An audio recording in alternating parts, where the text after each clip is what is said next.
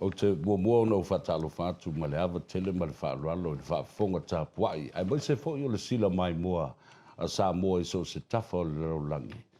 Ia o le nei fo i tai au fou e pe o le folatu ma whailo le whonga tia. I se teimu o sola i lunga o le Polakalame le Radio Samoa. Le atou o savea ma le nganga i fo whaiva.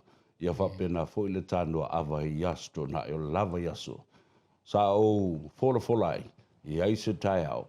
Ia ona maua leo se whainoa inga ma le sunga i le li Taitai. Le fionga i Alaimoana, Pastor Willie Papu o le kalesia tutotasi Samoa o le asofitu po le SISDAC. Le rei tai au o se anganga fia tele ma le anganga whaftai. Wa tali wala au le sunga i le Taitai. Nei la tai au, ia, moli atuai alo whaanga, ia, ma ofo alo whaatu foi, ma whaatalofa e lau fionga le Taitai au au le kalesia asofitu tuto tasi e Samoa. Malolso i funuia i lau sunga. Alaimoana, Pastor Willie Papu. Malo foi le se foi lau sunga sa vea, whaftai foi le avanoa o mwhai on au mai. I nei tu o le tātou mawhtanga. Se whalangwa le tunu i sina mātou tali tu so meo lo vesi ai ma whare tonu ai i mawhawhau nisi e tō tele. Ia lama. O le tāua le nao le nei tai au Samoa. O le vi inga si i le tua ma le whaftai. Lo nā alofa ma lo nā anga le lei. Umwhai le whaataunu ina le lei whaatala noanga. Awa e le o ni awa noa au maua. Ai peita i ane. O le whaamsino ngā mio tonu o le atua. Natural justice. O le whitaua ina, tuua inga, le whaavaea, ma upu e so na la lafo.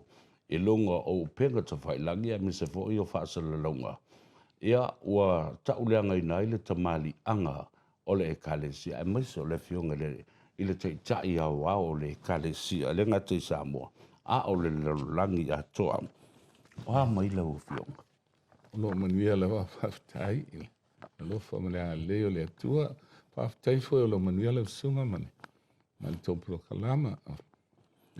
Wa tele teimi tā te whenua i ai, ia le ngata le sitseni o Samoa ua toi whafo i mai, sa whaonga ina fo i le maoto le atua ma le tāpua inga nei. Tātou te si i taulanga ai i le atua. Ma e mamori fo i le whaftai.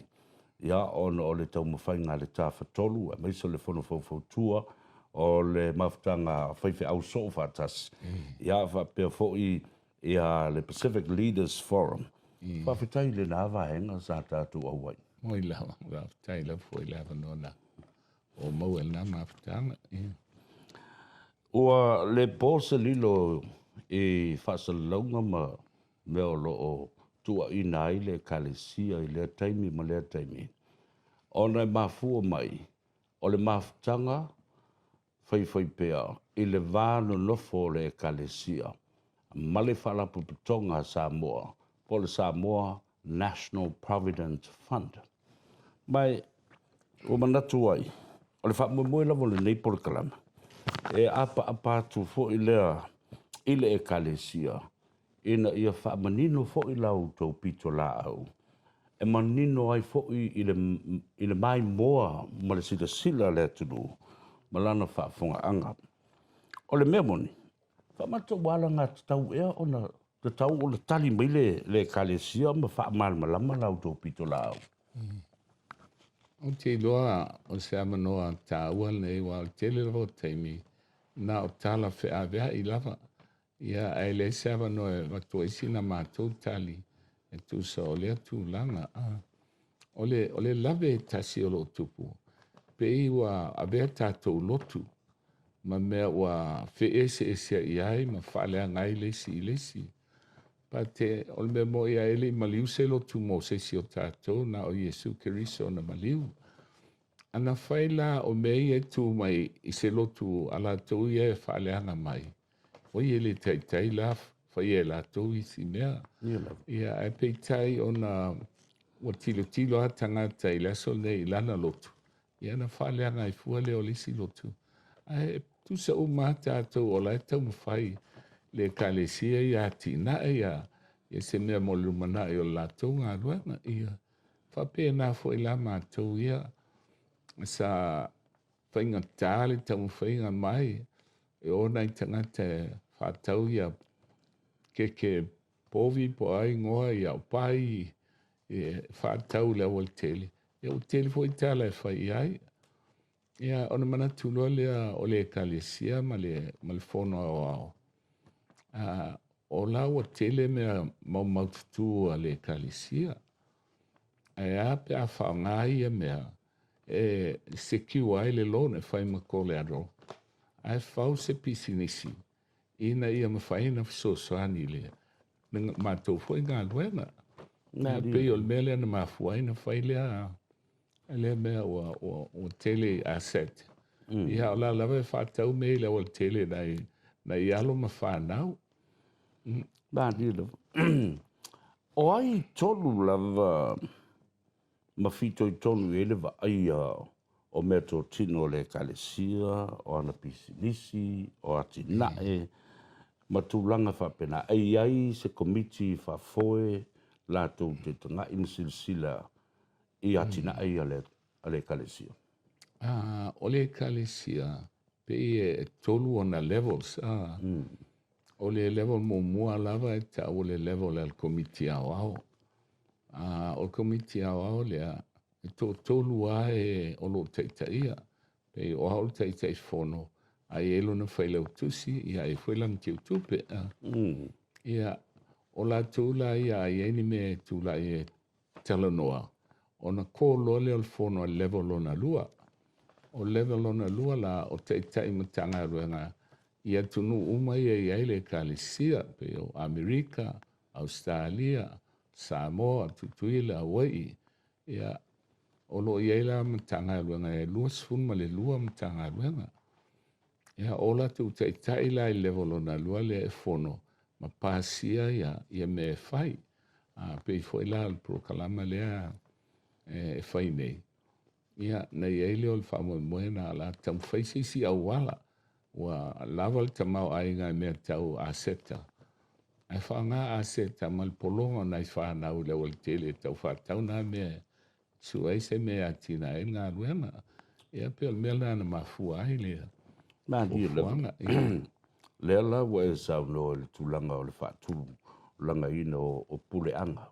O lo iai lava le komiti whafoe la tu te whafoe ina ma silsila I pisinisi a tina e whapena foi ia a seta le kalesia.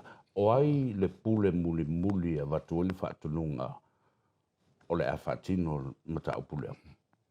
Ai o au lai e le aiana pe o le teitaia ia le ngā luenga o le o sila tina I le fast fulu tausanga o whafoina mai ngā luenga. O le tei whātausanga ia mawhail pālota lau tele tangata malawa.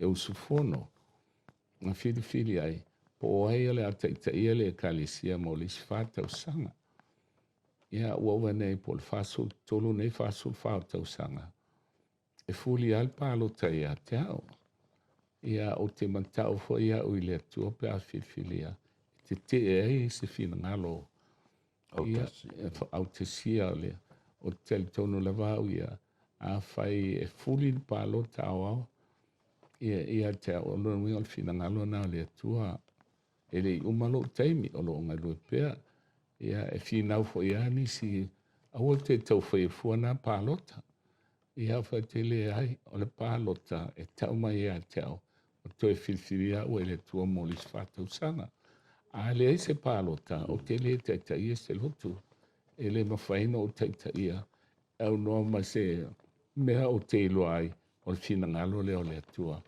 o te iai foi o te ilo foi la a fail palo te sao o lona winga e iai le a ao le tua sosan mai a te au le Mandi luenga le la o manino le le Samoa e lau whafonga ma le tapo inga o le whai unga muli muli e whatino e le fionga le teita ia wao le kalesia I Samoa ma le lalulangi atoa a whai e mai a se whai unga le whaatino ina o se whaatulangana.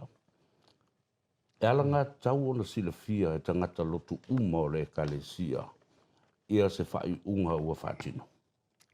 o le mea na le fai e uma loa le fono ai masina uma ia level ia lua o le komiti o le totolu ia mtaitai o mtangaruanga ni sfulua e le mwhaina le longoina le ekalesia e le anga o ai e sapalainga le tupe whaiei nei mea o le ekalesia ia e longo la le ekalesia malatu i lofoi ia o le tele lava o teimi ngā fono e whai e umai le palota pe na totolu to wha e whatu iese e wa te awana i nisi o te mantoli si fono no fie lo apo ele totolu to wha le na ia au whai nau tinga o sia ua wha nau o le wahafo ia la tolo o alu so i whafo ia o mano i se taitai sesi ia ai pe se i o nau te lo ai e le sesi o ala fina ngalo le tua taitai ia ngalo ema ia le la o mai ai le so ia tula mai foi ia tulanga il va mal malo ni sile le so ia tula ia sta sfefa o te fa sang tau mai ia le o finga tai ia petai e te tono po le ale vanu le ale maunga e le a le tua le tele la faile le nga le tua o le masua mai i fafo po le liki mai o whaamitalanga e winga i le maftanga ale ekalesia a sofitu tuto tasi male matanga albenga ale malo por fala putonga o le Samoa National Provident Fund fa pupu le lupi fa o ye se maso salonga o le ekalesia i se tangata waliki mai ai po se le ekalesia a o po se fo i o le matanga albenga lupi fa la se taltonunga o lo iai lau fionga le teitai o te loa ia tangata la to ai pula tangata ia malona langona malona manatu ai ua leva na sauna luenga wai loe tangata mata tau i le tua pe a fai e seisi se mea e toi whasang tau ai i ngā luenga ai e le te tonulo mafo fau e iai seisi sa ofisinia foi al tūlanga le i whainifo lo ia sa tā ua leanga i e mato whainifo ia tau tino mai e le uso i e le taitai whai i se me whapea ia ai tau whalungo i e whamtala o tangata foi e le lolotu al sili lana whawhia nei loe ni tangata nā mea ia al mafuanga la nā utwhea tuai a whamalia numpi whaole a sūla tau o le nau le nganga ia ali mai le me sa o mai me ami tonu ia mal sanga fai o nei me e fai nei ro vai o ba o stasi na vasili sa o manatu tu ina tu lo fionga tita ia o le kalesia le asa ngai o inga le kalesia wa a apa ia na loia ina ia fatu langa o se whainga wha solitu la fono, le liki mai o nei wha mtalanga i tua patino i la wafionga ma le kalesia, ma le nupi wha. Wa iai se talitonunga po se mawhauwhaunga ina ia awe le mata au tu la fono. Wa whatunuina le matou lo ia, ino. O lo ia lo ia le kalesia ia i Samoa, peitai o lo whaia si pisi tele lo ia. O lo ia i lal manatu i teimi nei, e te tau ona whiwhiria seisi lo ia, me whain tu tasi lon taimi i le tūlanga lea, lea ngai te le a whaina o le kalesia. Si o pisinisi e te fuafua le me maua ma le me lusi, ia ana whaile o le whitwhiringa mon manuia o company. A le kalesia, e le se pisinisi, e whalango i le langona o tangata. Ia a langona le fiela wali se foai ia noti le o le kalesia ia pe o le tulaga na o le o mafuai e le fape o le mana i tupe po le a ia fasa o mafamanino i te tonu o le kalesia ia fape foi le e o lo fai ti o mai e le ise nganga o le kalesia e fia su en tupe i le mea i le ai o le a whaino i mato i le i lea tulaga faafetai le atua i le taupuro kalama o loo fia i lona mea moni Ia la. ia a oisi o latou ia na le faaleaga lava faaleaga aunoa ma le iloa po o le alasa o lea mea ia Lia la. I la ufionga le li Taitai o le kalesia o ao. I le larulangi ato ma Samoa. O le ngata e na a apa i le whaolaina o nganga o tangata. Ai ua whaatino fo i isi atina ai whafuatu o le tua oilea. E fe soani ai i le tūlanga o le soifua wha le tino. O le asau sila i le tā ua o mene le ngata le soifua wha le nganga. Ai ua a apa fo i nai pisi nisi manai atina e fe soani ai i le e kalesia ma le soifua lau tele. Wha le tangata le soifua ngane. e whapea ia le langona lea. Pea le fio ai tua e whaetu tangata. Ia e manuia ma e maona ma le lei. Ai lei se mea vea iai. Ia o le pepelo na mea. Ia ona iai leo le teltunonga o le kalisia. E le nganta i le atina e moliola e whawavau. Ai e mawhaina tango lima le kalisia. E fisoso ani ai i ona tangata. A tō fo i maltele o tangata mawhatia. Ia a o lau mawhaina au ona iai. Ia le kalisia i le tūlanga. Ia mese ali teime nei. Pe la o Samoa ia sa le ni homeless i Samoa i la aso. Ia a o lau i foi homeless i Samoa ia. Boni la. Ia ele whapela e na o se si lotu po se stangata te tau foi le kalisia na psosoani nai ni tangata. Ia whawhena psosoani ai le o lava foi se me iona lima psosoani ai iona tangata. Ia le la wala ina na uia le tūlanga lea. Nalo. Lau fionga le Taitai o le kalesia. O le asau sila i le loto i fale o le kalesia malona whaatulanga ina. Ota oto i langa tonu mamanuia ma toa fi maria me uma. Ele ngata le soifua fale nganga. Ai mese i au tau pisinisi mātinae. O te tonu a le kalesia ia. Ia ia nai ngalu ma mea le se kalesia le whapena. Ai ele o le kalesia i se level e ve besi ai te tonu o le ngaluenga. O le mele tupu. Pa te ele o le manino tispa i el teime o le unga. O le taua maau o le pomsa le mele fai. Ia pela o le mafuangana le umafora amatai masina o iuni. La whaangale TV1 lea Samoa. E avele le whiau i whapiltania. I mwhaina malama laulangi. Pei anto fia ele tua le nu o Israelu. I whenga inga tuai mo kanana whalalo nei. Pena fo into fia ele tua le lalolangi atoa. Tangata umo lalolangi. Ina ia mawhai ona la tau talia Yesu Keriso. Ele se fatu tuanga la se lotu. Ia mai Yesu Keriso. E vea mahala e tasi al whautanga. Ia e wila nei pisinisi ma mea o mea e atina e al fatu ato le kalesia. O le whiau na whilwhilia ai la to ele atua. O le na whiau e mo tangata oma. A whai taulu e whalingam tau po e swawalfa mai leo po le atua.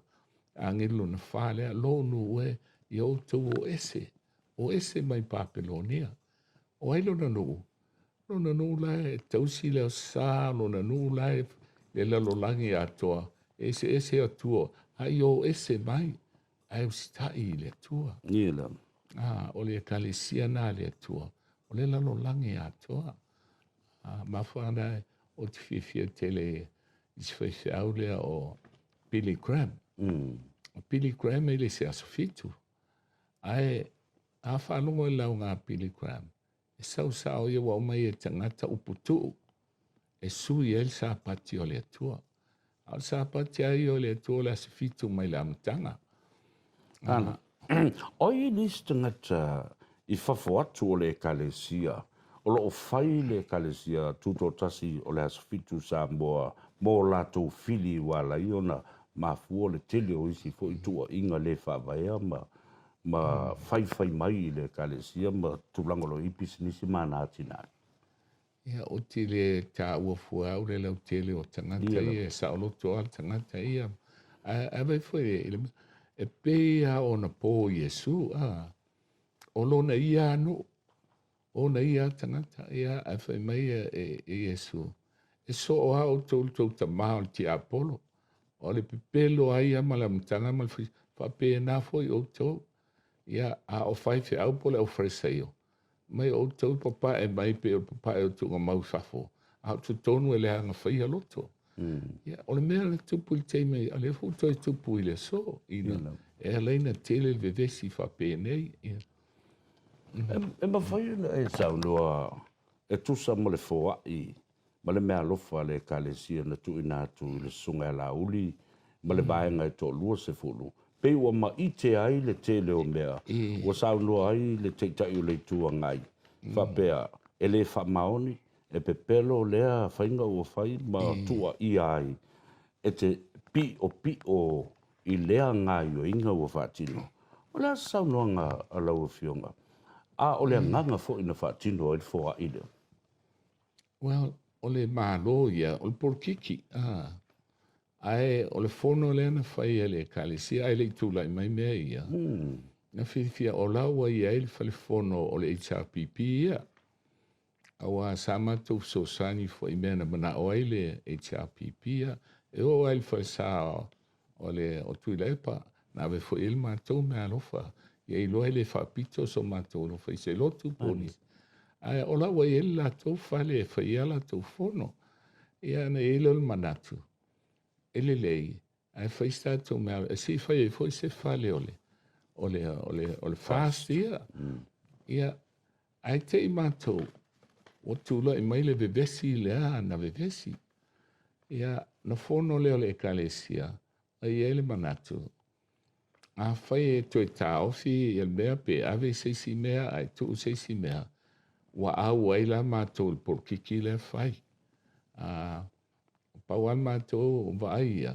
Ele ai ele o le mea na whai e fua i ele. Na whai a ma mai lumo le tua se ipso soani. I se whale whai ai le mautu i ele whaasia. Ia le alana wha mautu ai. Ai ele mana ole i kalisia e involve i porkiki. Ai ole mea na whai ai le iftula i mai mea ia. Ia ole mea la na wha tau no. Ai sa umi folitei me o whiala wha i ai tu. Ia na fuli a ele i tūle tasi. Tātou te sui aloha. Wa au tātou i polkiki le whai el maalo. Ia, e toi pē polkiki. Ai whai tātou whai unga na whai mamai luma o le tua le. Sila i tātou mea na whai. Ia. O tele le sosoani le kalesia isi vaenga. Le whaua e saulola o fionga le teitai au au le kalesia asfitu to tas Samoa. Sau tō sosoani fo i atu le epa mlana vaenga. Ele ngata fo le nā o le fo i atangia mai sa whai lau tō sosoani. Ile ngase o le misela le teimi na matua sa sao ai whaafi le fo i ngase. Ile lua vā lava ia matu le epa o le teitai o le malo le nava i teimi mo le teitai o le tuangai. O le a se sao no. O i se teimi o lua tala loa ma whaasoa pe i se mea o lua fe SSA i ai wa mafua i o na whapea. Ua manatu whapito lau fionga le kale i le teitai o le kalesia.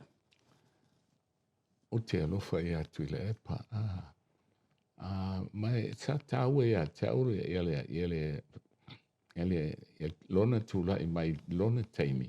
Ona o tula nei, fai mai lana saunanga.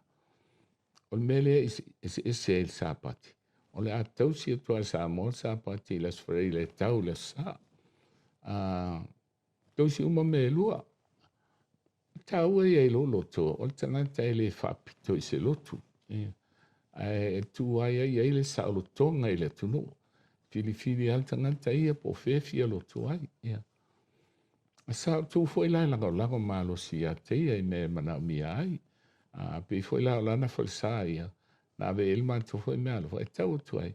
Ele fa pitole alo fo le kalisi. E se kalisia. Po se pa ki. Ona o lawa ela tu fale. E fa ela tu me le HRPP.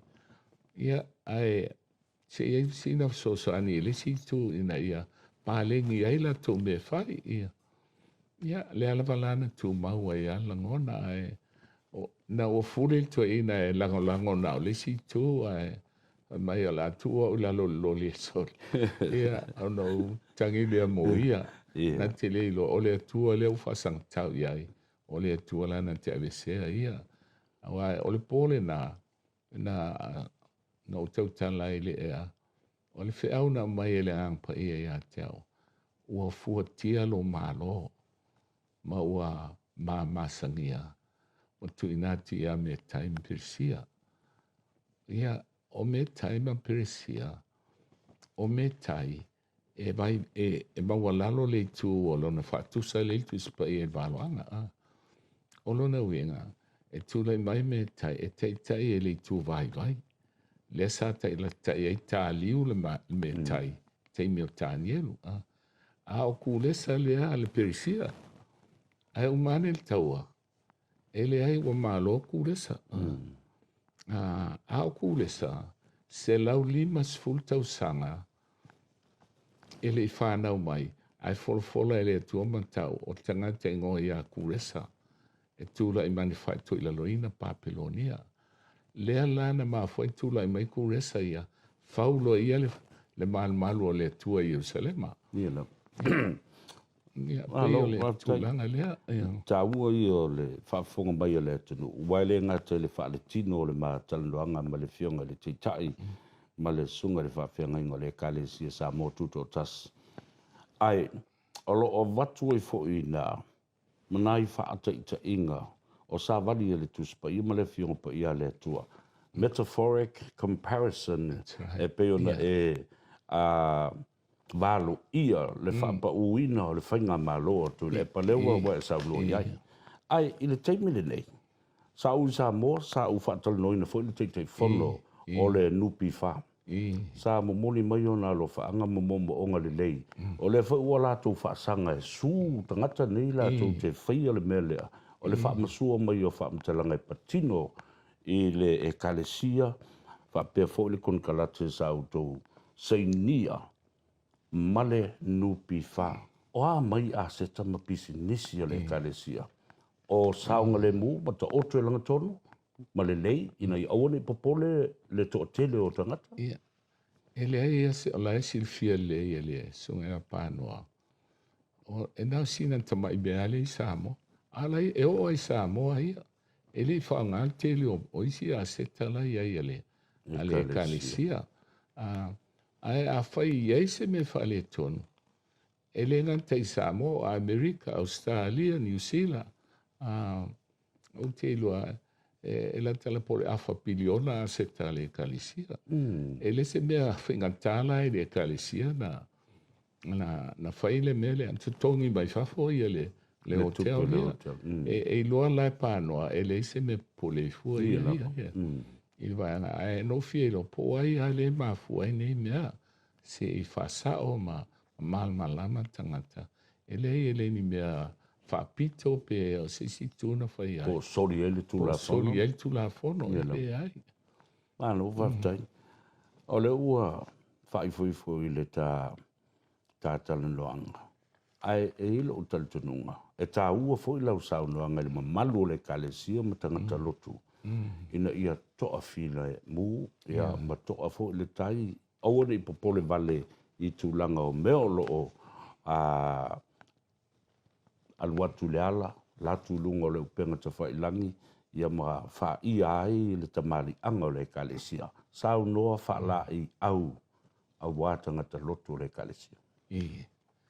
Ia, o te loa I le kalesia ia, na amata mai ai le amatanga, na o ina la tō, o le taua le tātou te ui ai. O au umai poinsa e whasang tau le pumonia le tua. Peitai, o lo soifua le tua le langi, o ia na te la vai le kalesia le. Ia, se o mai se atal nei a, ina o tula I mai le kalesia nei, o inena taitai e to ina le sfaifiau. Ia o Samoa na ia ina sfaifiau, sa ni liu mai le kalesia tele. Ai, a pal pa ol ta vale Samoa e kol mai ne va se tupe fa ia ele se tupe ia o sila mai lo fa tu le kai se va tu ele ma fai ile system le ana sawai ona ola le kalisia ia le lan fa tu la ngai lo system le mo le atina e le kalisia I matanga venga malawa ia o nei lai le so ia pe anu fa tu o tamau ai ngai I aseta ia na ona fau fa tau aseta ia fa tu le wol taimi ia sanga tu I fe nei aseta wala tamai le li au sao fa nga aseta lon mai el tu ai fai pisinisi ia peila o mele Samoa o le pilot program mal fa mo ara ni le manuia ia o tau fa ia lulu maloa ia tanga venga la wa ele ai ase e kalisia la langi mai America e tai Australia fa pe ele ni ana metotino ai o tu langa na ia te mau ai ngai meto ai e motiva ele cash ma lo va ta o le ta o le TV ta si le la ta wa ve o si la o le fa ta wa fa I o tanga te mai mo le radio Samoa ma na televise e o le miliona ia tanga ta se o mai pe ia fa mo se le o le me le fa nga ia le ta a nga venga le ia la vo ta po mai il telenga ia mo le fa nga venga le radio Samoa ia sa le o se mau o wan ia va pe foi le ta po inga le fionga le te fono le fono fo tu malu Samoa fa fi te tele la voi lo fionga le te tai manino au fala ma le fa fonga mai ma male kalesia o le o la tu langona ma le loto I aseta ma me mo le kalesia ia o le nai fa pena I la tu winga ma fe avea I tala se e fa le anga I te mali anga o le sunga le fa fenga inga le ta ia wao le kalesia ma lo la tu va ma le lupi fama le sunga le pari. They are well over the capacity to service their loan. The assets is amazing. More than almost $500 million in assets. Yeah, ole na. Ole saunanga muli lau fionga le Taitai, ta tau mawai e mai whāloalo. Ali. Ia, paule mea o te mana moli atu o ua lofa. Tai. Alofa tele atu ia I la tau alofa sosani mai, ia. Alofa foi le nganga o le tua ia o lofa asanga tau maanga le anga mai. Ele aina al talo mo la tau. A le nganga e tasi, ia whialo fani le atu no. Maua le nganga e tasi saha ili le tua. A e oti nā nei, pe miliona fiau tupe e te alua na o lima. A o le me taua ia sauni mo mo tātou mo le langi mo le ola e whawau. A e o se upa pēr e iso mātua ngā le fia e le pauan me manao ia whasao se mea. Ma ia manino. E nei ia tātia ia mea. A e maua e le tunu le nganga o le whalfani. Ia alo tau sia fo tātou mālo ia. Ia maua se file mu. Ia mal fama mo e au mai e le tua le tali. Ia alofa le tua familia tu. O mātou mua ele TV1. Ia pe olo ia nai shareholding a mātou okay. Ia lena wala ina mua ia. Ia nga whaafitai fo ele tua leo whalonga tu nei e se la o tō ia. Ia la Radio Samoa. Radio Samoa lava ia. Ia. Ia wale lei. Nā lo, whaafitai atonu e fo se teimi whai nisi wheutonga inga. Ai Samoa. I lau whaafonga ma le sila mai. O le whai unga le nā ma le tāwalunga o le whaataluanga ma le fionga I le tai au au le kalesia. A sofitu tuto tasi Samoa. Ele ngata I Samoa, New Zealand nei ma le larangi atoa. O mawai ia le malama anga o le mata aupu e winga I le vao le kalesia ma le lupi wha. Mahana aseta, o ana business, mahana atina. Ele te whia o sisi iai. Leo sau no atu ia le fionga le Taitai. Fa manino ai le vaenga. Manuia lau whaafonga mai. Ia, whapena fo I tiute ma whaiva le nei aso. Ia, pe a o se teimia ngā ngai foi o whaiva. Ia ma le tātou tānoa awa I le asto nai. Le atou sa vea le nei. Ia, whapea foi le fionga I Alaimoana, Pastor Willie Papu. o le Taitai o le SISDAC i le raulangi a tō soifua.